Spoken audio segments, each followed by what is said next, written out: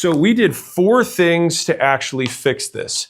So number 1 is that we introduced a long email sequence. So we had 9 emails that went out, and we just basically improved the email. So we simplified the language, we put it more benefit driven, and basically sold the reason they should attend. And we try to hit it from different angles. So we try to hit it from pain, we try to hit it from speed, we try to hit it from ease, we try to hit it from being stuck and plateaued. Because the big thing that you always have to remember is that pain is what drives motivation. All right, that's what gets people to actually take action.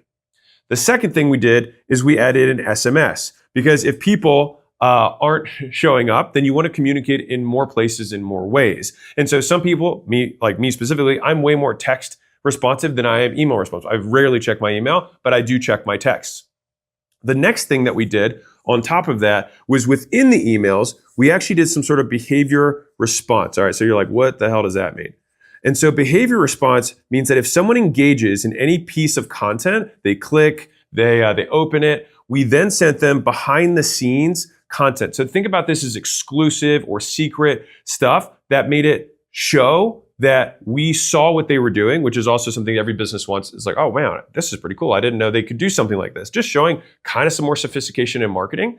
And then the fourth thing that we did was, again, with more places, more ways, we had voicemail messages that we sent out to them. And so that means that we covered people who like text, people who like email, people who like voicemail, and then we also had video essentially for people who took an engagement. So we had all 4 ways that people consume information that we added in prior to the webinar. And so one of the other things that you can do, obviously besides pain, is that you add in proof. And so you can alternate between proof and pain, but big picture is that you always want to use the value equation, which you've got dream, which is what's the big thing that they want to have happen. You've got risk, so you want to decrease the risk. This is where proof comes in. And you want to decrease the time, so that's speed.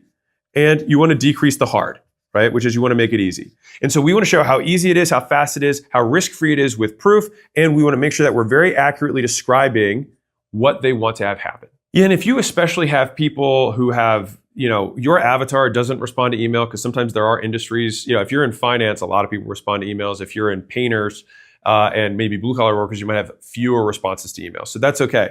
So instead, it's like making sure that we have these multiple ways, like text, for example, has a 95 to 99% open rate. So people will get the message.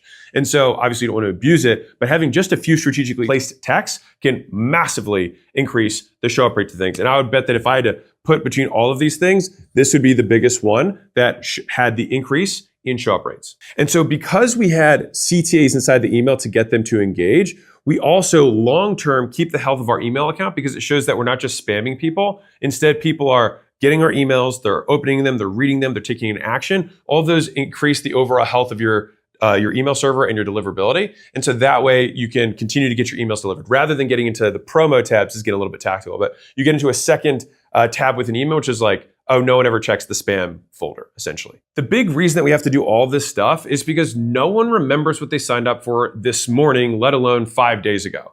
And so we do this because you have to remind them. And don't worry about, quote, bothering people. Now, do you want to send 5 a day? No, that's probably not smart. But if you send 1 reminder a day between a certain time and an event, there's nothing wrong with that. And so the most important part of the sequence, I'll tell you right now, is 24 hours before. So you're thinking the night before.